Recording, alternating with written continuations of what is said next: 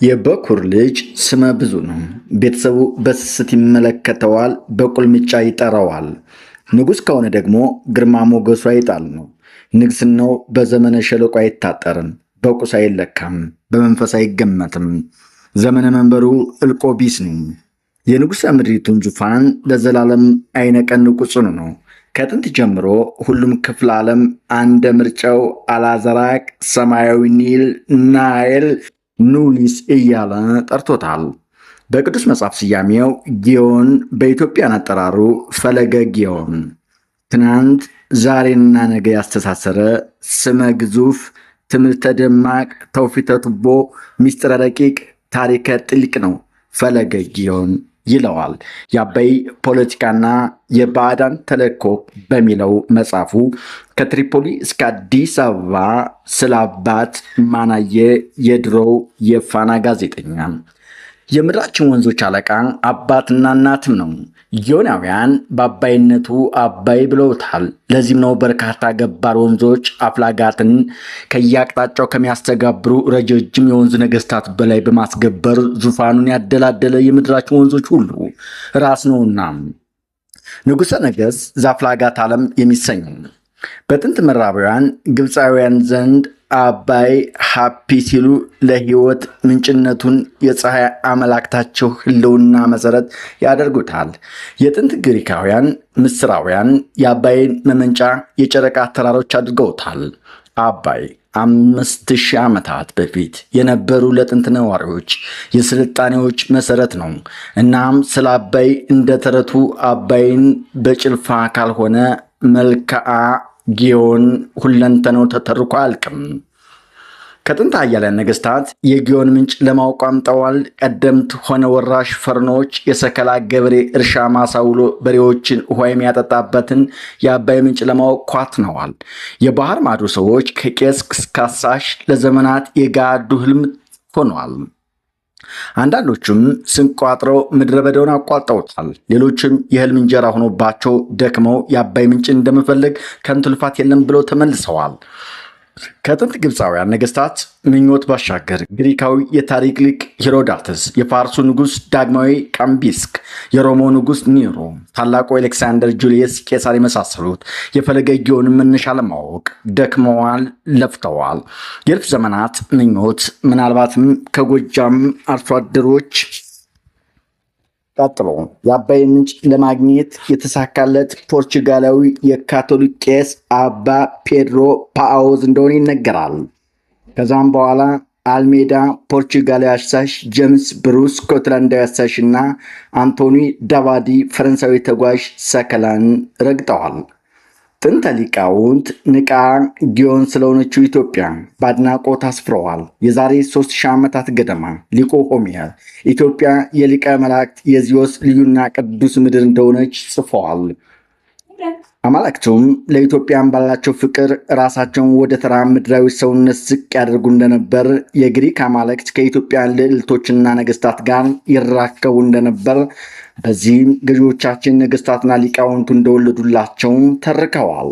እናም ጊዮን የጥንት ስልጡን ህዝቦች ሜትሮሎጂ ዘላለማዊ ትርጉም የሚሰጠው የፍልስፍና መሰረት፣ ምድራዊና ሰማያዊ ሀሳቦቻቸው ሁሉ ማጠንጠኛ ዛቢያ ዲበ ኩሉ ተደርጎ ይቆጠር ነበር።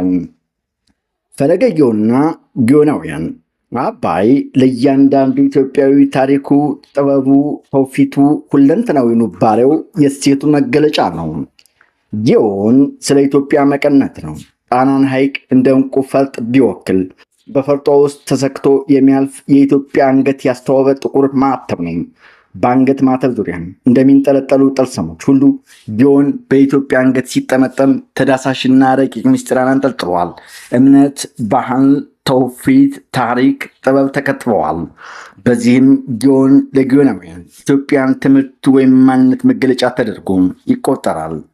የኢትዮጵያን ሁለንተና በአባይ ወንዝ ተቆራኝቷል። ጊዮን ከገነት መንጭቶ ገነትን ያጣጣል።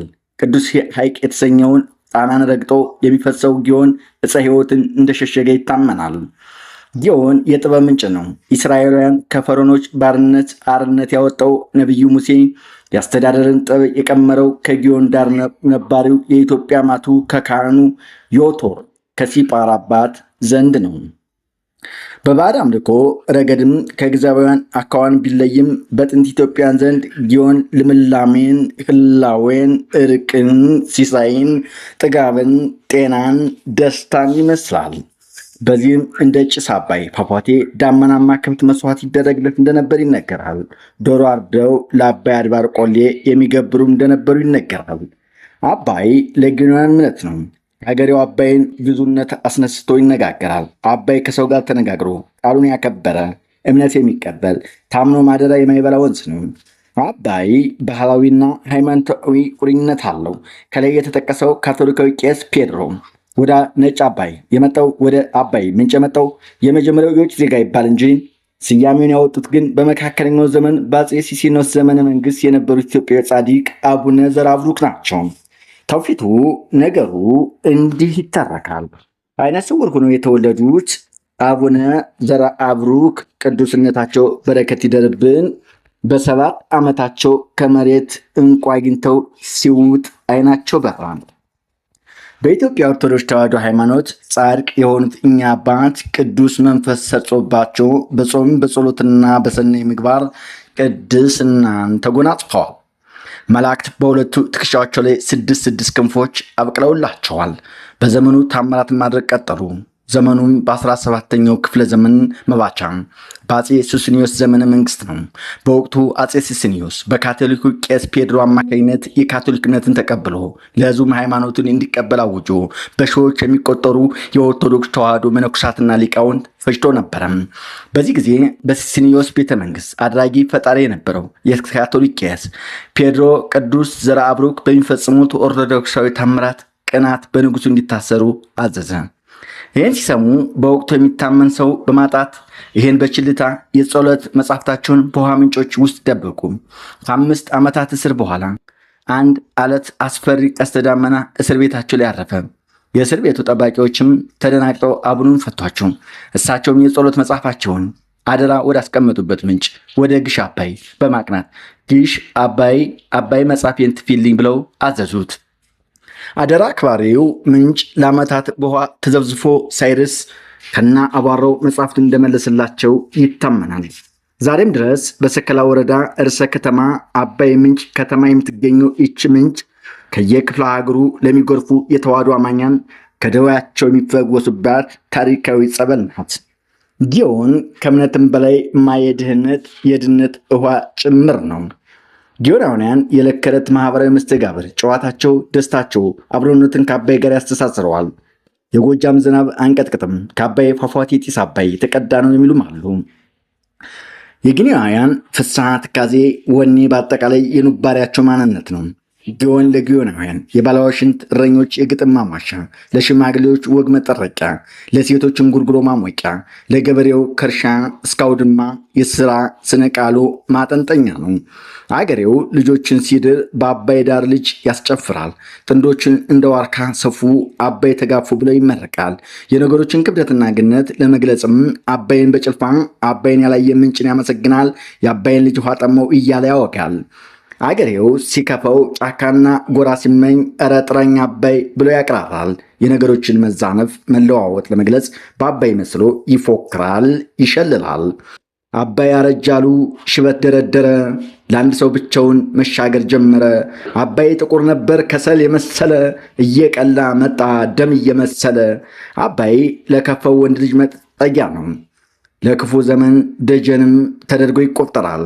አባይ በጣሊያን ወረራ በግረኛ ሐመድ ወረራ ጊዜ ደጀን ሆኖ አገልግሏል። ለምሳሌ ግረኛ ሐመድ አፄ ልብነ ድንግልን እያሳደደ ወደ ሰሜን ኢትዮጵያ ሲገሰግስ ጎጃም በአባይ ውሃ ሙላት ሳቢያ አልተቆጣጠረውም ነበረም። በኋላም በጎንደር ጣና ዙሮ በቆዛላ በኩል ነበር ወደ ጎጃም የገባው። እናም የአባይ ወንዝ ሸለቆ የፋኖዎችና የአርበኞች የክፉ ዘመን መጠለያ ነው። ጀግኖች ሲማማሉ የአባይ አምላክ ይፍረደኝ ተባብለው ነው። ጀግንነት የሚገለጸውም በአባይ ነው። ለአርበኛው ደጃዝማች በላይ ዘለቀ ጀግንነት እንዲህ ተብሏል። አባይ ቢደፈርስ ቢመስል እንቆቆ፣ ሆስተር ተጋፈጠው ቁምጣ ሱሪ ታጥቆ፣ ቢገደል ገደለ ባይገድልም ገደለ፣ አባይ ከበረሃው ብቻውን ከዋለ። አባይ ሸለቆ የስልጣኔ መነሻ የፍጥረት ዓለም መጀመሪያ ነው የሚለው ሌላው ሳይንሳዊና ትውፊታዊ ትርክት ነው። በአባይ ዳር ያደጉት ባለቅኔው ቀደስ አለማየሁ ሞገስ ኢትዮጵያ የመጀመሪያው የሰው ዘር ቅሪተ አካል ሉሲ ድንቅነሽ ከመገኘቷ በፊት የሰው ዘር የተፈጠረው በኢትዮጵያ በአባይ ሸለቆ ነው። የግብፅን መንግስት የመሰረቱ ጠቢባን ያስተማሩት ኢትዮጵያ ናቸው ብለው ነበር። ከ30 ዓመታት በኋላ ሉሲ በአፋር ክልል ህዳር ውስጥ ተገኘች። ሊቁም አለማየሁ በተመሳሳይ ጥናት በአባይ ሸለቆ ጥናት ለማድረግ የሚያስተምሩበትን የአዲስ አበባ ዩኒቨርሲቲ ጠይቀው ትብብር ባለማግኘታቸው በቁጭት እንደቀሩ ጽፈዋል። ዶክተር ኃይሉ ወልደ ሚካኤል የተባሉ ሰው አብሮነት በኢትዮጵያ በተሰኘ መጽሐፋቸው የአባይ ሸለቆ የአባይ ወንዝ ውጤት ነው። አባይ የሸለቆ የመጀመሪያው የሰው ልጅ የተደራጀ ማህበራዊ ስርዓት የፈጠረበት፣ የሰው ልጅ የተፈጥሮን ህግ ግንዛቤ ያገኘበት፣ በሃይማኖት፣ የፖለቲካ፣ የስነ ምግባርና የሳይንስ ስርዓት ሚስጥር የተለየበት ያደራጀበት ነው ብለዋል። ከተናጠላዊ ወደ አብሮነት አኗኗር ግብርና እንስሳትና አላምዶ ለትራንስፖርት ማዋል ጥበብ የጂኦሜትሪ ሳይንስና በአንድ አምላክ ማመን የተጀመረው በዚሁ በጊዮን ሸለቆ ስለመሆኑ ጽፈዋል። ሌሎች በርካታ ጸሐፍትም ይህን የሐሳብ የሚደግፉ የኖህ መርከብ የወጣችው በጣና ዳርቻ በአባይ ተፋሰስ እንደሆነ እምነታቸውን ይናገራሉ። ለምሳሌ ጸጋዬ ገብረመድኅን ይህን ሐሳብ የሚደግፉ በ1989 በጦቢያ መጽሔት ላይ በግጥም መልኩ እንዲገልጹ ነበር። አስቀድሞ ሰው ሲፈጠር በዘፍጥረት በአፍሪካ ሀገር እዚህ አሁን ባለንበት በኖርንበት ክልል ነበር። ቀጥሎም ቋንቋና ፊደል ልሳንም የፈለቀባት የዓለም የስልጣኔ እምብርት ይህችኛው የኛ ጦቢያ ናት ብለዋል። አባይ የኢትዮጵያን ያስተሳሰረ ወንዝ ነው። ከሚሊዮን ዓመታት በፊት የተፈጠሩት ጣና ሐይቅና አባይ ሸለቆ ሁሉንም ኢትዮጵያውያን ማህበረሰብ ለበርካታ አይነት ባህላዊ፣ መንፈሳዊ ትውፊቶች መከወኛ ስፍራዎች ናቸው። የሚከወኑ ክብረ በዓላትም መንፈሳዊ፣ ባህላዊ እሴት ባህል መልኩ